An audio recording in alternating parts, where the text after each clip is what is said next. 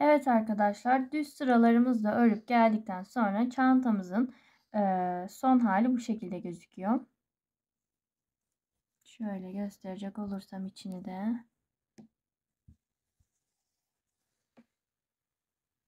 Bu şekilde. Şimdiki sıramızdaysa ben şu şekilde son sık iğnemi de ördüm. Fakat kaydırma ve zincirimi yapmadan önce videoyu açmak istedim. Yine başlama ilmeğimdeki ilmek belirleyicimi çıkarıyorum. İlmeğimi kaydırıyorum.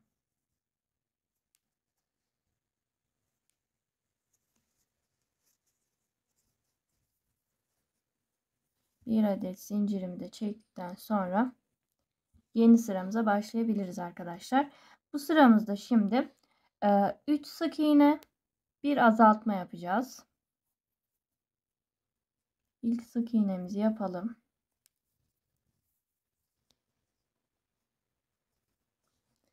İlmek belirleyicimizi de takalım.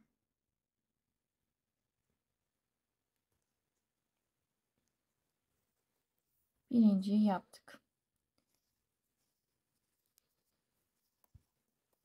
İkinciyi de yaptık.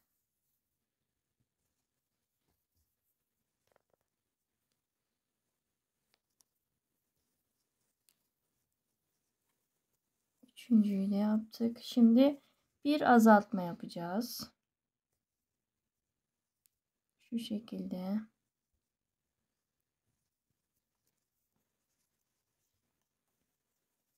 Şimdi bu yaptığımız işlemi bir kez daha tekrarlayacağız.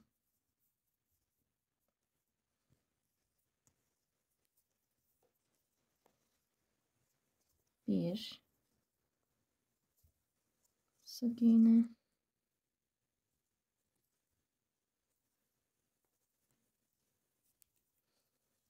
ikinci sık iğne,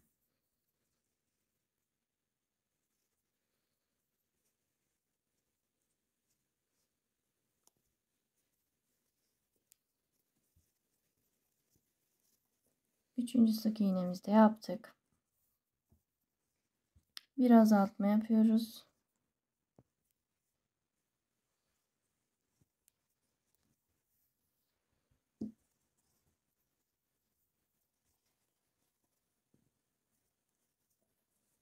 Bu şekilde oldu.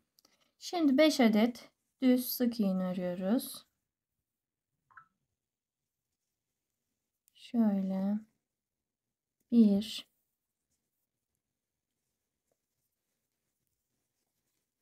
2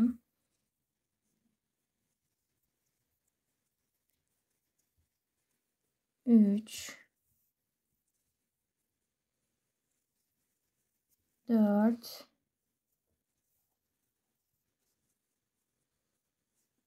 ve 5. yapıyorum.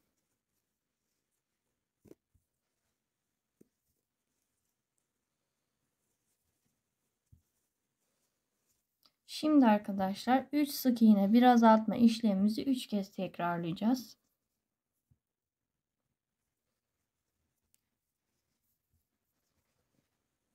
Bir, iki ve 3 sık iğne yaptıktan sonra bir azaltma yapıyoruz.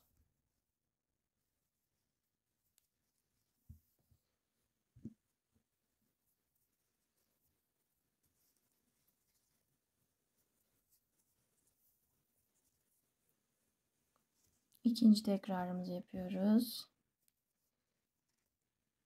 Bir, iki, 3 sık iğne,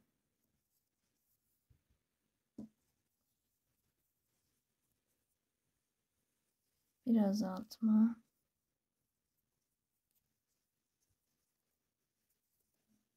ve üçüncü tekrara geçiyoruz.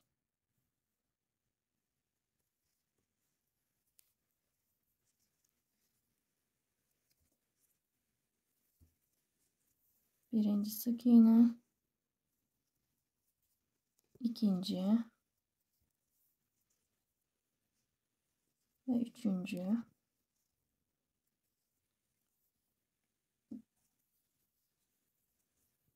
Şimdi bir azaltma yapıyorum.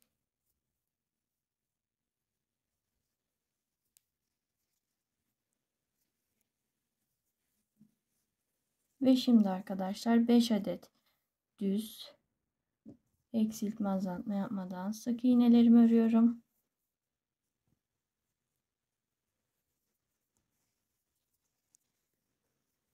Bir,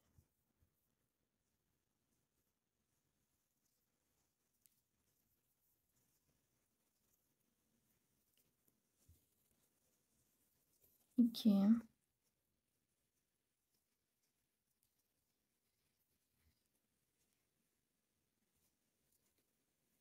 üç,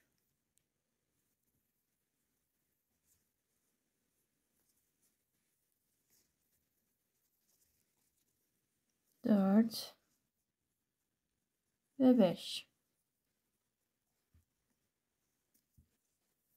Şimdi arkadaşlar başta biliyorsunuz 2 kez tekrarladığımız 3 sık iğne bir azaltma vardı. Şimdi burayı da kalan 1, 2, 3 ve 4 tane ilmeğim kaldı. Onları da yok 5 tane. Onları da 3 sık iğne bir azaltma yaparak baştaki 2 adet olan o kısmı 3'e çıkarmış olacağız. Yani çantamızın yine her zaman olduğu gibi başı ve sonunu eşitlemiş olacağız.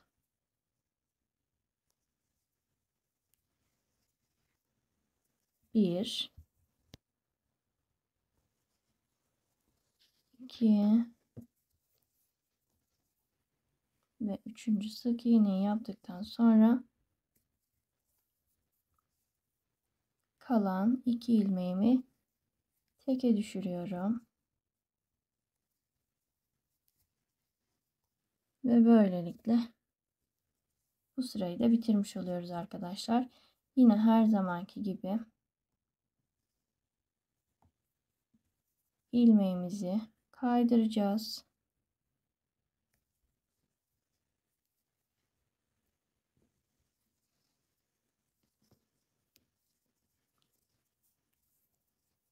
Ve zincirimi atıyorum. Yeni sıra için hazırız. Yeni sırada görüşelim.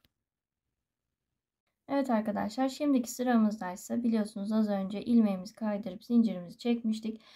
Şimdiki sıramız ise bütün ilmeklerimizi tek tek örmek, yani hiçbir eksiltme azaltma yapmayacağız.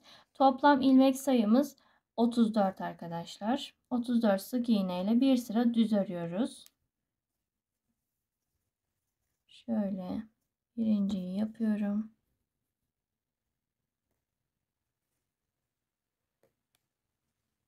İlmek belirleyicimi de taktıktan sonra kalan 33 sık iğnemi öreceğim. Ördükten sonra ise arkadaşlar şu son ilmeklerde tekrar sizlerle olacağım. Orada belirtmek istediğim bir nokta var. Daha sonra ise çantamızın gövde kısmı bitmiş olacak. Evet arkadaşlar, bütün sık iğnelerimizi örüp geldikten sonra ben yine bu sıra başına geldiğimde ilmeğimi kaydırıp zincirimi çektim. Gördüğünüz gibi başlangıç noktasındayız. Şimdi ilmek kaydırıp bir zincir çektikten sonra ipimizi biraz bırakarak keseceğiz. Çantamızın bu gövde kısmı bitmiş oluyor arkadaşlar. Kollarını örmek için şöyle çantamızın taban kısmını çeviriyoruz. Biliyorsunuz 5 adet düz sık iğnelerimiz vardı ortalarda ördüğümüz ve o 5 sık iğnelerin başı ve sonu 3'er adet sık iğne ile genişletilmişti. Görüyor musunuz bilmiyorum. Şöyle o düz ördüğümüz 5 sık iğne ise şurası 1, 2, 3, 4 ve 5. Bu 5 adet sık iğnenin ortasındaki bu 3. Sık iğneden şöyle hizalayarak yukarıya çıkıyoruz arkadaşlar. Ve burası oluyor. Ve buraya ilmek belirleyiciyi takıyoruz. Ardından Diğer tarafı da çeviriyorum. Şöyle. Yine orada da 5 adet düz sık iğnemiz vardı. Onu yine 1, 2, 3, 4 ve 5. Bunun da yine 3. sık iğnesinden şöyle ilmek belirleyicimizi götürüp yerine takıyoruz ve böylelikle çantamızın orta kısmını bulmuş oluyoruz. Şöyle bitiş noktası kendimize gelecek şekilde çantamızı çevirdikten sonra görüyorsunuz şöyle birleştirdiğimde biraz yamukmuş gibi gözüküyor. Bu yamukluğu ortadan kaldırmak içinse bu orta noktalarımın bir kaydırma işlemi yapacağız. Şu bitiş kısmı kendimizden tarafı olacak arkadaşlar.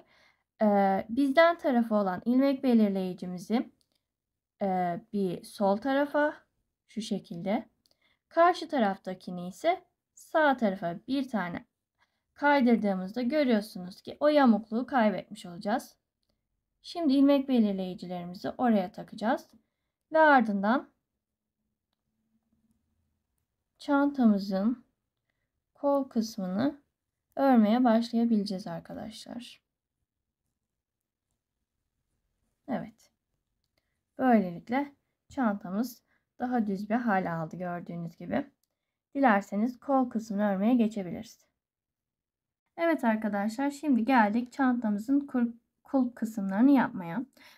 Biliyorsunuz orta kısmını belirlemiştik çantamızın. Şimdi şu noktadan başlayacağız. Bu belirlediğimiz orta kısımdan 1, 2, 3, 4 ve 5 adet sık iğne saydıktan sonra bu 5.'den ilmeğimizi oluşturacağız arkadaşlar. Şu orta noktayla toplam 6 ilmek olmuş oluyor. Şu şekilde bir ipimizi sabitleyeceğiz. Şuraya şöyle iyice sıkıyorum. Ve ardından şu az önce kesmiş olduğumuz çantamızın gövde kısmındaki iple beraber bunlara bir şöyle hafif bir düğüm atıyoruz. Şimdi ise arkadaşlar ilk hamlemiz eksiltme olacak. Bu ilmeği başlattığımız sık iğne ile beraber oradan başlıyoruz. O ilmekten şöyle ilmeğimi alıyorum. Ardından çantamızın gövde kısmını örerken bıraktığımız bu başlama kısmı vardı. İlmek kaydırıp zincir çektiğimiz. Şurası. Görüyor musunuz? Bilmiyorum. Umarım nettir. Buradan da ikinci ilmeğimi alarak şu şekilde bir eksiltme yaparak kul kısmına başlamış oluyorum. Bu şekilde. Burası bizim kulbumuzun birinci ilmeği olacak. Başlangıç noktamız olacak. Burası o yüzden çok önemli. Şimdi ise arkadaşlar 4 adet düz sık iğne arıyoruz. Şöyle 1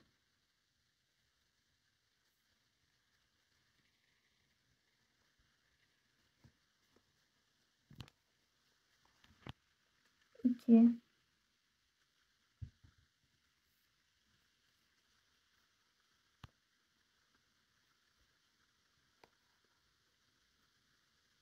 3 ve de 4. Şimdi bir eksiltme daha yapacağız.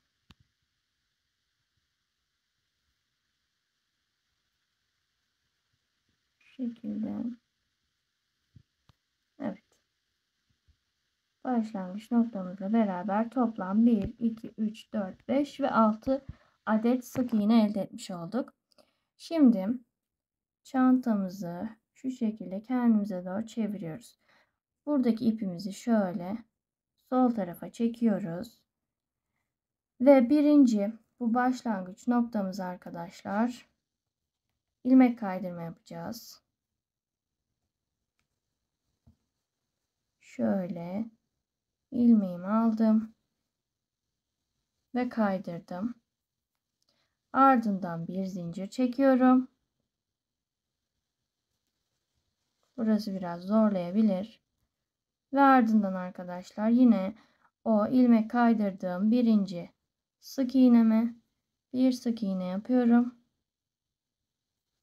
Ve böylelikle ikinci sıraya geçmiş oluyorum. İlmek belirleyicimi takayım. Karışıklık olmasın. Biliyorsunuz burası 6 adet sık iğneydi. Birinciyi yaptık. 5 adet sık iğnemizde yine düz bir şekilde örüyoruz arkadaşlar. İkinciyi yaptık. Üçüncüyü yaptık.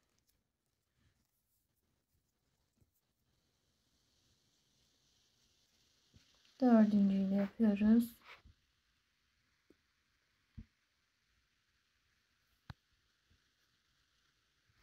Şöyle beşinciyi.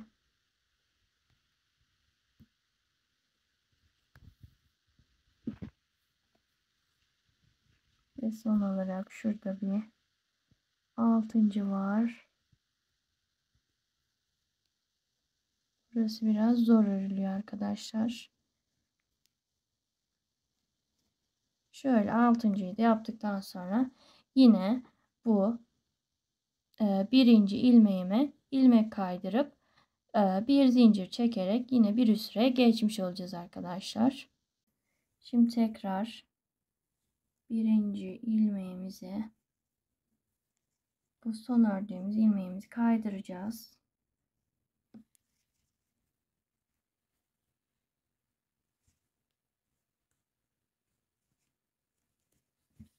Şöyle bir zincirimizi çekiyoruz. Ve üçüncü sıra için tekrar ilk ilmeğimizi örüyoruz arkadaşlar.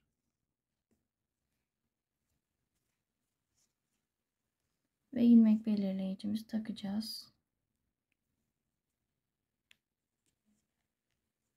Bu şekilde.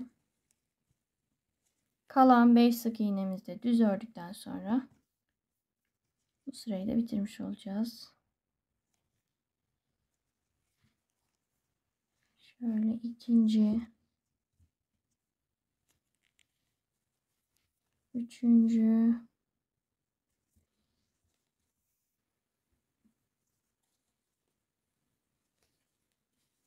dördüncü,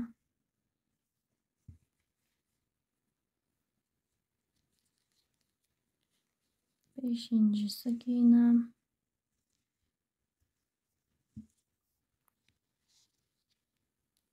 ve altıncı.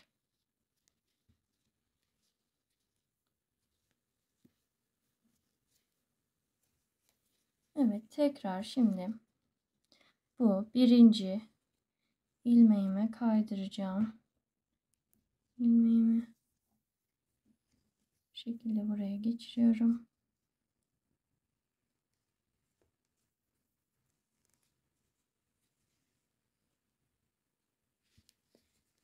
Bir zincir çekiyorum. Ve burada ipimi koparacağım arkadaşlar. Burası toplam oluşturma sırası ile beraber 2 adet düz sıra ile beraber toplam 3 adet sıra yapıyor. Şöyle makasımı alayım.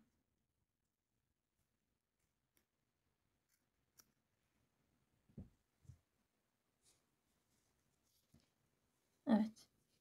Şimdi diğer tarafa geçebiliriz. Evet arkadaşlar, çantamız şu şekilde gözüküyor. Şimdi sıra geldi karşı kol kısmına. Yine orta noktamızdan başlayarak sayıyoruz. 1, 2, 3, 4, 5 ve 6. Orta noktamızla beraber 6 ama buna dikkat edelim. Onsuz 5. 1, 2, 3, 4 ve 5. Evet. Bu 5. noktamızdan yine ilmeğimizi oluşturacağız. Şöyle bir ilmek sabitleme yapıyorum. Sıkıyorum iyice. Bu şekilde. Ardından azaltmayla başlıyoruz arkadaşlar buraya. Karşı tarafta olduğu gibi şöyle 1, ve yandakini alarak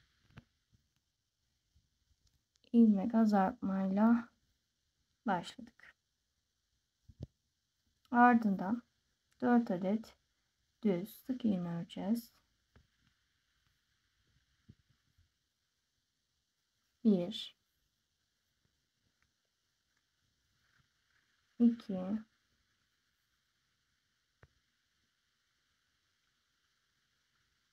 3 ve 4.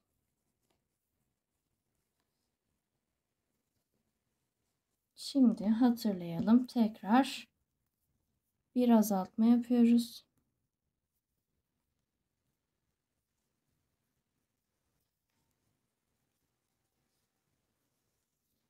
Bu şekilde 6 adet sık iğne oluşmuş oldum.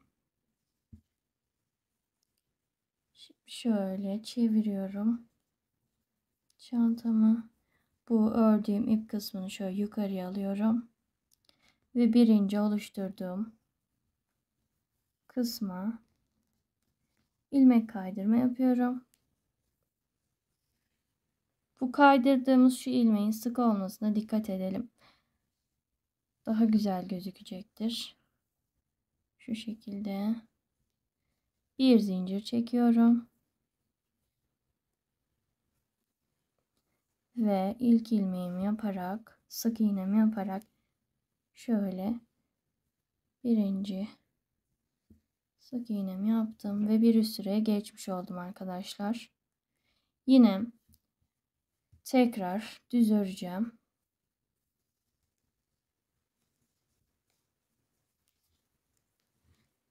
Şöyle ikinci sık iğnem.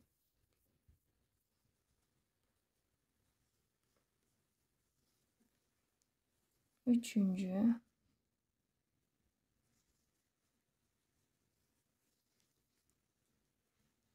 Dördüncü.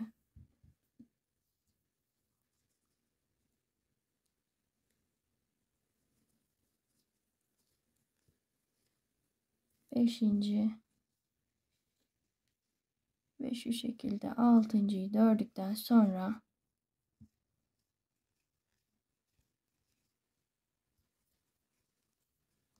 bu baştaki ilmeğimi kaydırıp bir zincir çekip tekrar 6 adet sık iğne öreceğim arkadaşlar. Toplam 17 sıra düz ördükten sonra biz 17 tercih ettik. Bu bizim bu kol kısmının uzunluğunu tercih ettiğimiz sayı. Bunu isterseniz azaltabilir, isterseniz de artırabilirsiniz. Sadece yapmanız gereken bu işlemleri tekrarlamak. 6 adet sık iğneyi şöyle yuvarlak bir şekilde, silindirik bir şekilde örmek. Başka herhangi bir esprisi yok. Ben bu gönlüme göre 17 sırayı da ördükten sonra diğer adımı göstermek için tekrar buluşalım. Evet arkadaşlar, çantamızın kol kısmını gördüğünüz gibi bitirdik dilediğimize göre. Biliyorsunuz bir önceki videoda kapatmadan önce 17 sıra öreceğimizi söylemiştim. Fakat biraz daha uzatmaya karar verdik ve şuradaki 3 sırayla beraber toplam 24 sıra oldu. Burası 21 sıra. Siz de dilediğiniz uzunlukta bu kısmı ördükten sonra yine şurayı bu birinci ilmeğimize kaydırıp şunu çıkarıyorum.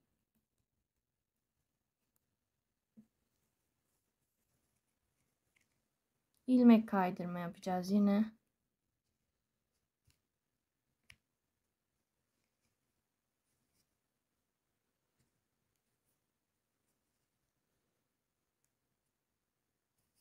Şöyle kaydırdık. Bir zincir atarak ipimizi koparacağız. Fakat biraz fazla koparacağız. Çünkü şu kısmı şu kısmı birleştirmek için dikiş yapmamız gerekecek. O yüzden bir miktar ipi şöyle ayırdıktan sonra kesiyorum.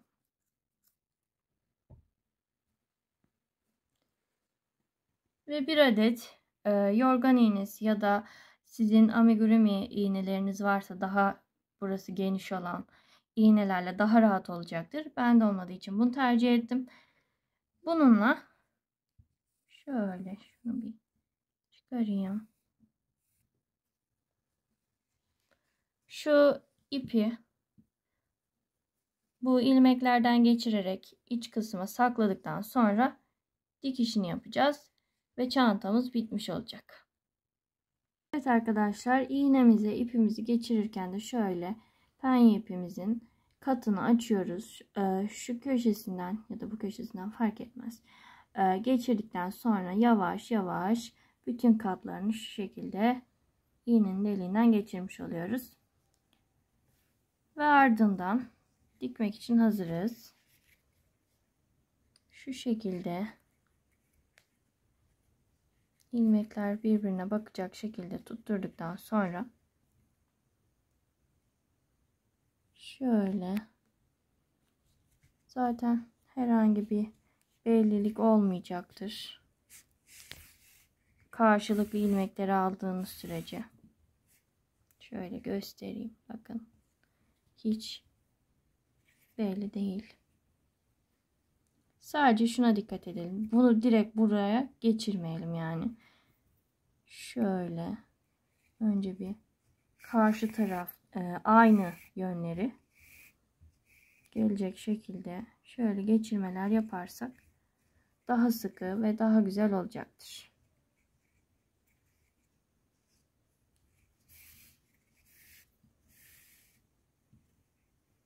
Bakın hiç belli değil. Bu kısmı biraz hızlandıracağım.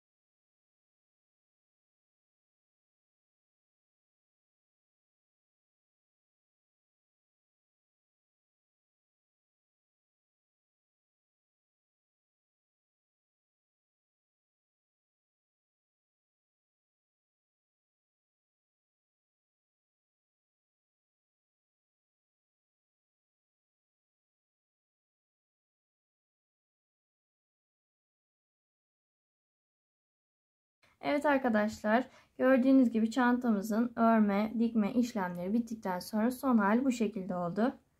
Şöyle arkalarını gösterecek olursam oldukça basit ve kullanışlı, hoş bir çanta oldu. Videonun başında göstermiş olduğum çantayla gösterecek olursam bu şekildeydi. Biz böyle aksesuarlar takarak biraz da canlılık kattık çantaya. Şu şekilde bir mıknatıslı çanta kilidimiz vardı. Onu sıcak silikonla yapıştırmıştık.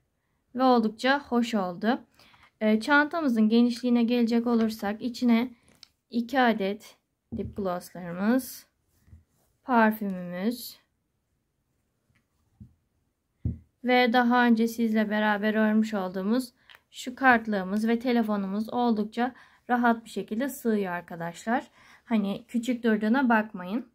Oldukça gerekli şeyleri de sığacaktır. Çok da küçük değil yani. Günlük kullanılabilecek hoş bir çanta oldu. Umarım sizler de beğenmişsinizdir ve bizimle beraber bu videoyla örersiniz. Ve inşallah öğrenenlere de açıklayıcı, kafa karıştırıcı bir video olmamıştır. Açıklayıcı olmuştur inşallah. Başka söyleyebileceğim herhangi bir şey yok. Videomuza beğendiyseniz beğenme butonuna basmayı ve kanalımıza abone değilseniz abone olup bize destek olursanız çok memnun olurum. Gelecek videolarda görüşmek üzere. Hoşça kalın, sağlıcakla kalın.